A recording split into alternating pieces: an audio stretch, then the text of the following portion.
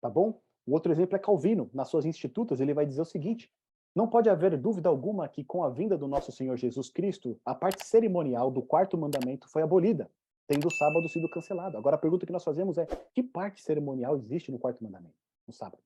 Não existe parte cerimonial nenhuma. A lei, o quarto mandamento diz o quê? Lembra-te do dia de sábado para o santificar. E qual que é a razão para santificar? Porque o Senhor criou todas as coisas. Não tem nada a ver com o quê? Com cerimônia. Né? Muitas vezes é impressionante que esses homens tão usados por Deus, às vezes ficaram presos nesses pontos. E aí depois ele vai dizer o seguinte: observamos o domingo sem judaísmo, porque nessa questão divergimos bastante dos judeus. A gente percebe de novo o quê? Preconceito, tá certo? Eles não queriam se parecer com quem? Com os judeus. Não celebramos o dia com minuciosíssima formalidade, como uma cerimônia que imaginamos que tipifique um mistério espiritual. Aí ele vai dizer: Paulo nos instrui que os cristãos não devem ser julgados quanto à observância desse dia, porque é sombra de algo vindouro, e cita Colossenses 2, que nós vimos lá, as suas festas, luas novas e sábados, tá certo? Essa regra é o quê? Sábados cerimoniais, tá certo? E aí ele vai dizer por fim: a guarda do sábado obscurece a glória de Cristo e a luz do evangelho. Então, aqui João Calvino nas suas Institutas, né? O que ele vai dizer? Ele vai dizer que o sábado ele tinha uma questão cerimonial, tá certo? Mas na Bíblia, no estudo que nós estamos fazendo aqui, nós vemos que não tem nada de cerimonial na lei de Deus, tá bom? Aí aqui tem um documento que eu acabei tirando algumas fotos, que são perguntas e respostas do cônego Hugo Bressante de Araújo, tá? E olha que interessante aqui quando fala a respeito do sábado ou domingo. Que dia da semana a Bíblia manda santificar? Ele responde: o sábado.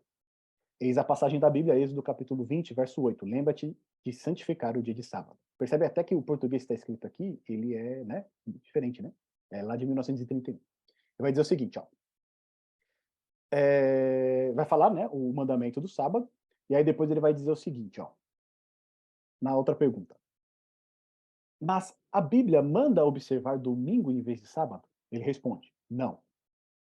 Quem mudou o dia do Senhor de sábado para o domingo? Ele responde, a Igreja Católica. Mas os protestantes observam o descanso no domingo. E aí ele vai responder: então, neste ponto, seguem a tradição católica, contra a qual sempre estão a clamar. Aí pergunta: mas dizem os protestantes que São Paulo manda guardar o domingo. Lembra que Calvino falou? E aí ele vai dizer: não. São Paulo, na primeira epístola aos Coríntios, capítulo 16, só ordena que se faça uma coleta para os pobres no primeiro dia da semana. Eis as palavras do apóstolo, né? Que é aquele texto que a gente leu no nosso último estudo, tá certo? E aí depois uma outra pergunta. Dizem os protestantes que São João, no Apocalipse, manda guardar o dia de domingo. Não. São João somente diz que teve uma revelação nesse dia, no capítulo 1, no verso 10. E fui arrebatado em espírito em um dia de domingo. E aqui é bom lembrar que a tradução que ele está utilizando aqui é uma tradução católica, tá bom? Na tradução católica, eles substituem a visão do dia do Senhor pela palavra domingo. Foi esta a primeira visão que teve o apóstolo São João, depois teve muitas outras. Onde, pois, São João manda observar o domingo em lugar do sábado? Aí a última pergunta. Quer dizer, pois, que dizer, pois, dos protestantes que, não reconhecendo a tradição e poder da Igreja Católica, guardam o domingo em vez do sábado? Aí ele responde: ou devem guardar o sábado, ou estão em contradição com a Bíblia.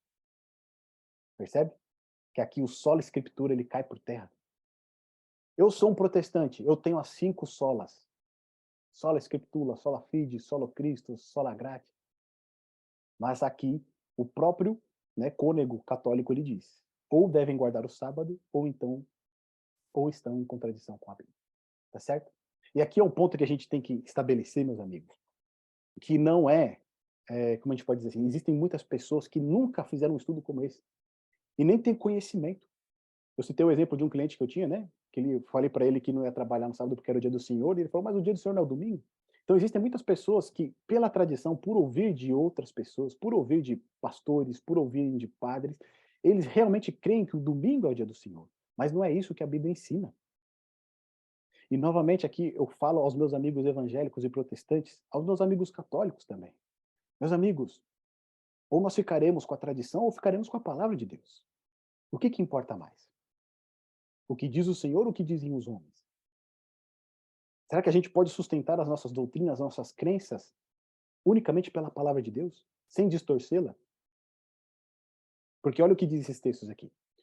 O Papa pode modificar a lei divina, uma vez que o seu poder não é do homem, mas de Deus, e ele age em lugar de Deus sobre a terra, com total poder de unir e de afastar seu rebanho.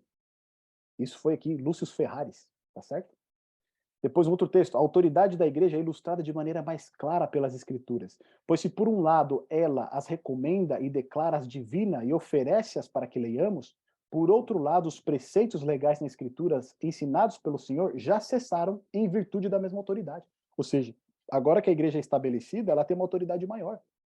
O sábado, o dia mais glorioso da lei, foi mudado para o dia do Senhor. E olha o que eles dizem. Os próprios católicos, eles dizem isso. O sábado, o dia mais glorioso da lei, foi mudado para o dia do Senhor. Esses e outros assuntos semelhantes não cessaram em virtude dos ensinamentos de Cristo, pois ele disse que veio cumprir a lei e não destruí-la, mas foram mudados pela autoridade da igreja. Então, o protestante que diz que Cristo mudou, que Cristo cravou na cruz, que Cristo aboliu o sábado, ele não está do lado da verdade. Porque a própria igreja diz que Cristo jamais autorizou isso, mas foram mudados pela própria igreja.